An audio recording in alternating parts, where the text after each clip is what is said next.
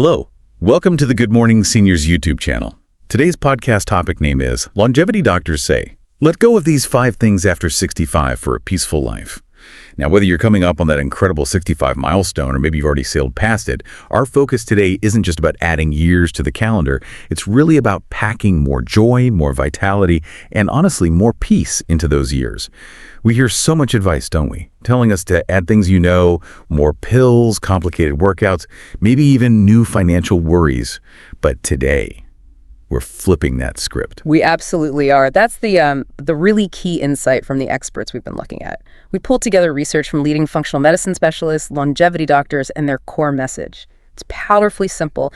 The real secret to aging peacefully isn't about what you gain. It's about what you, strategically choose to let go of. They really stress that releasing specific baggage, emotional, physical, even mental, is probably the most impactful thing you can do. And it doesn't cost much. And this is where it gets serious, isn't it? It moves beyond just feel-good advice into actual science. The research is pretty clear. Holding on to certain stressors, certain habits, it can genuinely speed up aging at the cellular level. That's right. These things seem to spike those stress hormones, especially cortisol, right? Yeah. And that could potentially shorten not just how long you live, but your health span, those years you actually feel good, vibrant, independent. Spot on. So today we're going to dig into the 5 key areas these specialists have identified. We'll look at the science behind why these things need to go, and then crucially, we'll anchor these ideas with some real-world stories. People who found amazing purpose and health simply by making these exact choices after 65. Think of it like cutting the ropes on a drag parachute so you can really soar in this next chapter. I like that. A drag parachute. Okay, let's unpack this. Where do we start? Maybe with the heavy stuff, the emotional weights? Yeah, the longevity experts seem almost unanimous on this one. The single biggest emotional weight, the one you really need to ditch after 65. It's grudges, resentments. There's this analogy psychologists use that's so vivid. Carrying a lifelong grudge is like hauling around a backpack full of rocks. Every single step, every moment you're trying to enjoy, it's just harder because you're constantly lugging this old conflict around. And biologically speaking, it's not just a nice metaphor. It's a physiological truth. Chronic resentment, it acts as this sneaky constant stressor. It's not like a quick shock that fades. No, it's a low hum in the background, constantly triggering your body's fight or flight system. And that means a steady drip, drip, drip of cortisol. Okay, but most people think cortisol is just about feeling anxious, right? How does that steady drip, that sustained exposure driven by resentment, actually speed up aging? How does it hurt the body long term? Well, it's kind of insidious. The damage is multifaceted. When cortisol stays high persistently, it basically tells your body, forget maintenance and repair. We're under threat. So resources get diverted. This shows up in a few critical ways for longevity. First, it hammers your immune system, makes you more susceptible to chronic stuff, slower to bounce back from illness. Second, it pushes up blood pressure. That puts extra strain on your heart, your whole cardiovascular system. And maybe most critically, high cortisol is strongly linked to packing on visceral fat, that dangerous fat deep around your organs. That stuff is a major accelerator for heart disease, metabolic problems, basically faster aging. Wow. So an emotional state holding a grudge is literally telling your body where to store fat and whether or not to fix itself. That really reframes letting go, doesn't it? It's less about being nice and more like essential maintenance. Absolutely. And there's solid long-term research backing this up. Studies that followed thousands of people for decades found a clear pattern. The folks who lived the longest, healthiest lives, the centenarians, they consistently showed an ability to forgive easily. They focused their energy on positive relationships, not rehashing old hurts or nursing bitterness. They'd mastered not wasting precious energy on the past. I can really see why this becomes so crucial after 65. Our social circles naturally shift, don't they? Retirement changes routines, we might lose friends or family, dynamics change. If you're still clinging tight to old arguments or bitterness, you're basically choosing to increase your own isolation. And we know isolation itself is a huge health risk linked to shorter lifespans. Exactly right. Releasing grudges is about reclaiming your current emotional energy. It's not about saying what happened was okay or forgetting. It's about untying yourself from that negative anchor. And the payoff is significant. Studies show genuine forgiveness lowers anxiety, boosts mood, precisely because those stress hormones dial down. You get better heart health, a stronger immune system, and just inner peace. You sleep better, you enjoy the day more without that old shadow hanging over you. Okay, that sounds great in theory, but really doing it, especially if the hurt is decades old, That feels like trying to rewire your brain. How does someone even start? It definitely takes intention, no doubt. But it is possible. Look at Catherine Estes. She's an expert on aging herself, lives up in Massachusetts. She talks openly about her own decades-long struggle with bitterness over a difficult sibling relationship. She decided, I think it was in her late 60s, that the cost of carrying that weight was just too much. It wasn't serving her anymore. What actually helped her make the shift? Was it just deciding one day? No, it wasn't instant magic. It was a conscious process. She actually initiated a really tough, heartfelt conversation, something she'd avoided for years. That was key. But she also sought support, therapy, reading about emotional resilience. She didn't just hope for forgiveness to land on her lap. She actively worked towards letting go. And today, she's in her 90s, sharp as a tack, genuinely joyful, and she directly credits making that huge emotional release back then for her current well-being. That's really powerful. It shows it's truly never too late, and the benefits aren't just fuzzy feelings. They're measurable vitality and peace. It's about moving from being a prisoner of your past to being fully present. Right. That's a perfect way to put it. Fully present and thriving. Okay, so we've talked about the invisible emotional weights. Let's shift to something more tangible, more visible. Physical clutter. The second big thing longevity experts say to let go of is all that stuff, excess possessions. The message seems pretty direct. After 65, your home needs to be less like a storage unit and more like a genuine sanctuary. Yes, and this isn't just about aesthetics. It's a consistent clinical observation, especially from doctors working with older adults. They see that physical clutter almost always translates into mental chaos, stress, that visual overload, the spatial mess. It constantly drains mental energy, even if you're not consciously thinking about it. But maybe even more pressing for this age group, safety. Simplifying physically is just non-negotiable for safety. That safety point feels really important. What do the numbers say about clutter and injuries later in life? The data is quite stark, actually. Health organizations consistently find that a really significant portion of falls among adults over 65 and falls happen distressingly often. Like 1 in 4 people every year are directly linked to cluttered spaces. Tripping over things left out, navigating unstable piles of possessions. Simply clearing pathways and reducing the amount of stuff is one of the most effective ways to cut the risk of a serious, potentially life-changing fall. Beyond the physical risk, you mentioned the mental side. How does having less clutter actually help with thinking clearly and feeling less stressed? A big part of it is reducing decision fatigue. Just think about all the tiny decisions tied to managing possessions every single day. Where should this go? Do I still need this? When will I ever use that? Should I sort that pile of mail? It's constant. When you drastically reduce the volume of stuff, you free up an enormous amount of cognitive bandwidth. That newfound clarity, the reduction in visual noise, it genuinely improves sleep quality, sharpens focus. Your brain can actually dedicate energy to more interesting, engaging things instead of just managing clutter. Right. So the takeaway is less stuff means more physical freedom, obviously, but also more time and mental energy. And that time, that energy can then go towards things that actively support longevity, exercise, hobbies, relationships. Spot on. Time becomes such a precious asset later in life. If you're spending, say, 3 hours a week just looking for things, or organizing storage bins, or debating what to do with stuff you haven't touched in years, those are 3 hours you didn't spend walking, or reading, or talking with loved ones. Longevity is deeply connected to having purpose and strong connections. Simplifying your environment literally creates the space for those essential things to thrive. Okay, but for someone looking at decades of accumulated stuff, it can feel totally overwhelming. Telling them to just declutter the house sounds paralyzing. Where do the experts suggest starting? They always say, start small, like ridiculously small. Don't even think about the whole attic or basement. Start with one single drawer, or maybe just set a timer for 30 minutes and tackle one shelf. The key is to build momentum without getting completely burned out or discouraged. Using principles like asking if something genuinely serves your current life, or if it sparks joy, that famous KonMari method idea helps you curate. You keep the things that tell your best story and let go of the distractions. And this idea that decluttering can actually unlock future purpose. Yeah. Is perfectly shown in the story of Anna Mary Robertson, right? The world knows her as Grandma Moses. Oh, her story is just fantastic for this. It directly links getting rid of physical burdens to this incredible creative explosion later in life. After 65, she was widowed, dealing with arthritis making farm work impossible. The sheer weight of managing a large farm home in New York, all the possessions, the upkeep, it was just crushing her energy and spirit. So she made a conscious choice to simplify. to basically free herself from the daily grind of managing all that stuff. That's the critical part, that profound physical simplification, letting go of the farm and downsizing. It created this noticeable space in her daily life. And instead of filling it with more chores or obligations, she filled it with creativity. She started painting seriously at 78, initially because her arthritis stopped her from embroidering gifts.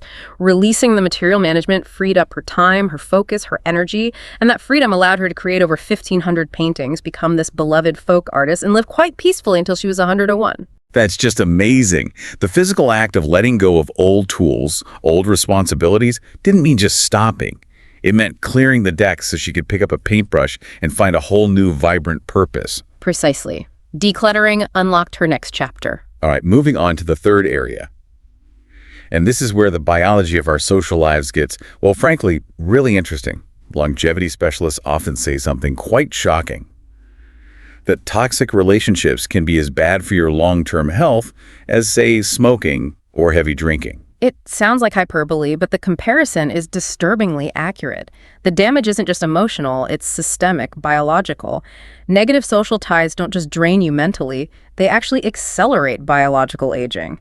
One of the strongest scientific links here is the impact of relationship stress on our telomeres. Okay, let's pause there. For listeners who might not know, what exactly are telomeres and why are they so important for aging? Sure. So imagine the little plastic tips on the ends of your shoelaces. Telomeres are kind of like that. They're protective caps on the ends of our chromosomes. Every time a cell divides, which happens constantly throughout life, those telomeres get a tiny bit shorter. Eventually, when they get too short, the cell can't divide properly anymore. It enters a state called senescence, basically, cellular aging. Now, stress, especially the chronic grinding stress from difficult relationships, creates systemic inflammation. And that inflammation actively speeds up how quickly those protective telomere caps erode and shorten. Wow. So dealing with a relationship that involves constant criticism, maybe nonstop drama, or where you're always giving and never getting, that psychological stress is literally causing physical wear and tear at the cellular level by ramping up inflammation and shortening those protective caps. That's the biological reality, yes. After 65, your energy, your vitality, it's a finite resource. It's precious. Yeah. Spending it, managing negativity, navigating toxic dynamics, it's just a luxury you can no longer afford, health-wise. These draining ties empty your emotional reserves, keep inflammation high, and ironically, they often increase isolation risk because they push away the healthier, supportive connections you could be nurturing. But sometimes defining toxic can be tricky, right? Especially with family, relationships that go way back. What kind of characteristics should people look for based on the research that signal maybe some boundaries are needed or even letting go entirely? The key signals are usually chronic one-sidedness and pervasive negativity. Does this person constantly dismiss your achievements or goals? Do they demand endless emotional support but offer none in return? Do they inject drama or conflict into almost every interaction? That's a major drain. Research looking at happy, healthy nonagenarians shows this really consistent pattern. They prioritize the quality of their connections over the sheer quantity. They are incredibly intentional about guarding their peace. They proactively distance themselves from draining people because they understand, maybe intuitively, that one really negative relationship can counteract the benefits of several positive ones. And what are the concrete health benefits when someone does manage to set those boundaries or even end a truly toxic tie? Oh, the benefits are quite profound. Mentally, there's this huge sense of emotional freedom, a noticeable drop in negativity, which lowers the risk for anxiety and depression. Physically, stepping away from that chronic conflict helps lower blood pressure. It allows the immune system to function better because that baseline inflammation goes down. But maybe just as important is the boost to self-worth. Setting a firm boundary saying, my peace matters, it sends a powerful message to yourself. It affirms your value and boosts confidence. That idea of protecting your peace, it apparently led to an absolutely extraordinary transformation in the life of Harriet Thompson from North Carolina. Yes, Harriet Thompson is such a fantastic example of how relational changes can fuel incredible achievements. She got serious about running quite late in life after dealing with cancer around age 76. Initially, the story goes, she was part of a social group that was quite critical. They apparently dismissed her new goal of running marathons, constantly raining on her parade, draining her motivation. That sounds sadly familiar. You try something new, try to grow, and sometimes your existing network tries to pull you back, keep you the same. Exactly. The moment she recognized the sheer emotional cost of constantly defending her choices to that negative group, she made a conscious decision to distance herself. That shift, that act of ditching the toxicity, wasn't just about stopping the negativity. It created an opening. It allowed her to find and join a new running group, one that was incredibly supportive and encouraging. And the result of finding that positive environment. It was like night and day. Fueled by positive energy and genuine encouragement, she not only ran her first marathon, but kept going. She became the oldest woman ever to complete a marathon, finishing one at age 92. She ran something like 16 marathons in total. Her story just powerfully illustrates that when you clear out that negative social static, when you fiercely protect your emotional energy, you create the space needed for truly remarkable, life-enhancing achievements, even well after 65. Her vitality was incredible, right up until she passed at 94. And she credited that relational shift. It's a strong reminder that sometimes letting go of a relationship isn't harsh. It's actually the most self-loving thing you can do. Indeed. It's about choosing vitality. All right, let's move into the realm of mental habits for our fourth release. This one might hit home for a lot of high achievers. Letting go of perfectionism and that deep-seated need for absolute control. For many folks listening, being meticulous, being highly controlled, well, that might have been the secret sauce for decades of success in their careers. So why do the longevity experts now argue that after 65, this very same trait can become, as they say, a thief of peace? It really boils down to the fact that life itself changes its nature. Perfectionism might work or seem to work in a professional setting where maybe you can control many of the variables. But when that becomes the default lens for everything, how your house looks, your retirement schedule, your health outcomes, your relationships, it just becomes fundamentally maladaptive. It doesn't fit the reality anymore. Longevity specialists who study people aging successfully consistently find that the happiest, most resilient seniors are those who learn to embrace impermanence. They accept the reality that you simply cannot control every single outcome, especially later in life. Okay, I feel like I need to push back slightly here. For someone who spent, say, 40 years as an engineer or maybe a surgeon or an executive where precision was everything, telling them to embrace good enough might sound like asking them to compromise their core standards, maybe even their identity.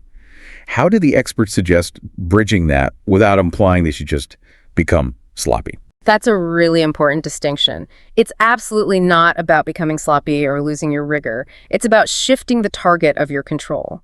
Instead of trying to rigidly control external outcomes, which becomes increasingly futile, the focus shifts to controlling your internal response to those outcomes, the chronic, relentless pursuit of external perfection, especially when life throws inevitable curveballs, unexpected health issues, family crises, things just not going to plan.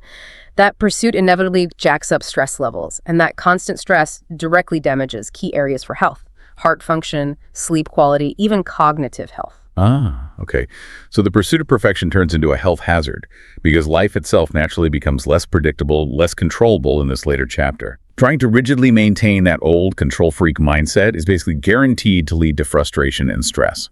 That's exactly it. Acceptance and mental flexibility, the ability to roll with things, are consistently identified as key ingredients for maintaining cognitive agility and promoting longevity. When you can adapt, the dinner party isn't flawless, but everyone had fun, or the volunteer project is done adequately rather than perfectly, you protect your own physiological systems from that stress overload. The mental energy you save by not agonizing over tiny imperfections can then be invested in learning, connecting with people, or being physically active. And what are the knock-on benefits, biologically and psychologically, of learning to embrace that imperfection? Well, the biggest one is lower systemic stress. When you can genuinely accept good enough, your cortisol levels tend to decrease, which protects your brain and body from inflammatory damage. That's huge. Secondly, you often find more joy. Perfectionists can get so locked onto the flawless end result that they completely miss the enjoyment of the process itself. Embracing the journey, the progress, allows you to actually savor the present moment more fully. And there was that unexpected benefit mentioned earlier, deeper relationships. How does letting go of control help our connections with others? It comes down to vulnerability. Perfectionism often creates this kind of mask, an image of impenetrable competence, of never needing help. But when you allow yourself to be imperfect, maybe you admit you don't know something, you ask for help, you delegate a task even if it won't be done your way, or you simply make a mistake and can laugh about it, you create space for real, authentic connection. Vulnerability fosters intimacy, and deep social connection is absolutely vital for well-being in later life. So what are some practical things people can do? Concrete steps researchers suggest for shifting away from that rigid perfectionist mindset. Well, beyond the practical skill of learning to delegate small things, which actively builds trust and forces you to release that micromanagement urge, they often recommend specific reflective practices. Like, for example, keeping a gratitude journal, but with a twist. Specifically noting maybe 3 imperfect things you're thankful for each day. This actually helps train your brain to see and appreciate the beauty in the messy, real stuff of life. The guiding mantra really needs to shift from must be perfect to good enough is actually great. And we see this shift play out beautifully in the story of someone many people adore, Laura Ingalls Wilder, who really found her main life's work after 65. Right. Laura Ingalls Wilder, living out in Missouri, published the first of her beloved Little House books when she was 65 years old. Her incredible, enduring success didn't come from some kind of meticulously polished, flawless prose, though. Actually, her breakthrough, her unique voice, really emerged after she let go of the pressure for literary perfectionism in her writing. She started embracing the raw, sometimes messier, authentic reality of her own memories. I remember reading that her earlier attempts were maybe more heavily edited, almost a bit sterile, lacking the warmth and voice we know now. That's the understanding, yes. When she loosened that tight, controlling grip on the narrative, when she allowed her genuine, sometimes imperfect voice and experiences to come through, that's when it resonated with millions. That vulnerability, that authenticity, secured her legacy and brought her immense personal satisfaction until she passed away at 90. It's a powerful lesson. Letting go of the need for absolute control can unlock incredible creative freedom and lead to a legacy far more genuine than any perfectly executed plan. Okay, we reached the 5th and final thing experts say we should release. Unnecessary obligations and that sort of lingering work stress, even if you're technically retired. There's this cultural myth, isn't there, that retirement automatically equals relaxation. But the reality for many is that they just swap the pressures of the old 9 to 5 with a new overwhelming schedule of self-imposed commitments, over-volunteering, joining every committee, taking on too many family duties. Yes, it's like a form of functional burnout, just with different labels. And longevity doctors are quite clear. This kind of chronic busyness, this overscheduling, it can accelerate aging just as surely as a chronic illness can. Experts consistently advise seniors to aggressively scale back their obligations to protect their mental and physical reserves. After 65, the priority really must shift. Things like rest, genuine self-care, engaging in meaningful hobbies, these aren't luxuries anymore. They become essential for maintaining hormonal balance and supporting the whole architecture of longevity. Why are these unnecessary obligations so sneaky, maybe, so damaging in this age group? How do they directly hurt your health? Fundamentally, they create time scarcity. When you're constantly rushing from one commitment to the next, things get squeezed out. And what gets squeezed? Usually, it's the foundational health behaviors. If your calendar is jam-packed, where's the consistent time for a decent walk? Where's the headspace for planning and preparing nutritious meals instead of grabbing something quick? Where's the buffer for essential medical checkups or just for deep restorative sleep? This chronic time pressure leads to rushed decisions, often poor choices, and that low-level systemic chaos just undermines all your long-term health goals. Right. So simplifying your schedule isn't just about feeling less frantic. It's actually about creating the basic structure you need to live a healthier lifestyle. Absolutely. The benefits are really tangible. You get increased energy, more vitality. You tend to sleep better, deeper, because your mind isn't constantly racing ahead to tomorrow's packed schedule. And maybe most importantly, you create space. Space for the things that offer genuine, deep fulfillment, whether that's pursuing a passion project, engaging in focused, meaningful volunteering where you can really make a difference, or simply having unscheduled time to just be, not just filling slots on a calendar. Okay, but for listeners who find it really hard to say no, maybe they feel guilty or they worry about letting people down, how do the experts suggest they actually reclaim their time? The advice is usually quite practical, maybe even a bit ruthless, but necessary. First step, audit your calendar. Look at every commitment and apply that spark joy test, just like you might with physical clutter. Does this genuinely excite me? Does it align with my core values right now? If not, seriously consider canceling it. Second step, practice saying no, gracefully but firmly. It helps to reframe it. Don't just say, I can't. Try something like, thank you for thinking of me, but right now I'm really prioritizing my health and need to protect my time for rest. That reframes it as proactive self-care, not just refusal. That's powerful. It is. And the final piece of advice is crucial. Treat your me time for hobbies, rest, exercise, whatever recharges. You treat it like a sacred, non-negotiable appointment. Actually schedule it into your calendar, just like a doctor's visit or a meeting. This sends a signal both to your own brain and to others that your well-being isn't optional. It's a legitimate, high-priority commitment. And our final story perfectly captures this idea of radical simplification and focus after 65. The absolutely iconic Colonel Harlan Sanders from Kentucky. Yes, the Colonel. His global KFC empire really kicked off when he was 65. The popular story focuses on the secret recipe and the franchise success, but the critical first step was actually about release. He was apparently struggling quite a bit before that. He let go of various dead-end jobs. He was dealing with persistent financial stress. That stress itself was a massive, draining obligation. So before the breakthrough, he essentially had to clear the decks of all that chaos and pressure. That seems to be the case.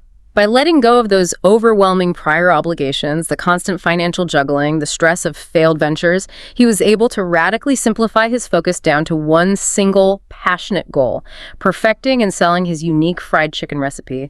That intense channeled energy born directly from releasing all the other drains is what allowed him to build that huge global enterprise.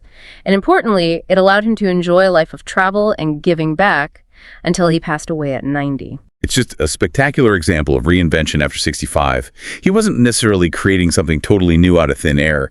He was releasing all the energy vampires so he could pour everything into the one thing that truly mattered to him. Freedom, it seems, often requires some serious subtraction. Well said. Radical subtraction for focused creation. Hashtag how outro. So just to pull it all together, what we've really explored today is this powerful idea that the most effective path to a genuinely peaceful, long, and healthy life after 65 might actually be paved by subtraction, not just endless addition. We've looked at those 5 key categories of baggage that longevity science and expert observation strongly suggest releasing. Number 1, those heavy grudges and resentments. 2, the physical clutter overwhelming our space and minds. 3, those toxic relationships that drain our precious vitality. 4, the mental trap of perfectionism and needing rigid control. And finally, number 5, those unnecessary obligations and lingering stresses that steal our time and energy. And letting these things go, it's not just about feeling lighter, is it? It's backed by research showing tangible benefits, reducing inflammation, lowering those harmful stress hormones, actually protecting our health right down to the cellular level, extending not just lifespan, but health span. The real-life stories we touched on, Catherine Esty finding peace, Grandma Moses finding art, Harriet Thompson finding endurance, Laura Ingalls Wilder finding her voice, Colonel Sanders finding his focuses, they all show that this kind of profound change, this renewed purpose, it's absolutely possible. They made a choice. Motivation and release, instead of stagnation and carrying dead weight. Which really leads to a crucial question for you listening right now. As you reflect on these 5 areas, which one resonates most strongly with you today? Which burden feels like the heaviest one you're currently carrying? The challenge, perhaps, is to pick just one small, concrete action you can take this week. Just one thing. Maybe it's deciding to write down an intention to forgive someone, even if you don't feel it yet. Maybe it's clearing out just one cluttered drawer. Or perhaps it's practicing saying no, just once, to a new request that doesn't truly serve you. Just try one small act of subtraction and notice. Observe how even that tiny release might start to compound, creating a bit more space, a little more peace, a touch more vitality. You've truly earned this next vibrant chapter. Make it your best one yet. Absolutely. Stay motivated, stay peaceful, and here's to many, many more vibrant years ahead for all of you. And if this deep dive resonated with you today, please do us a favor. Like, share, and subscribe to the Good Morning Seniors YouTube channel. Your support helps us keep bringing you this kind of content. We'll see you next time.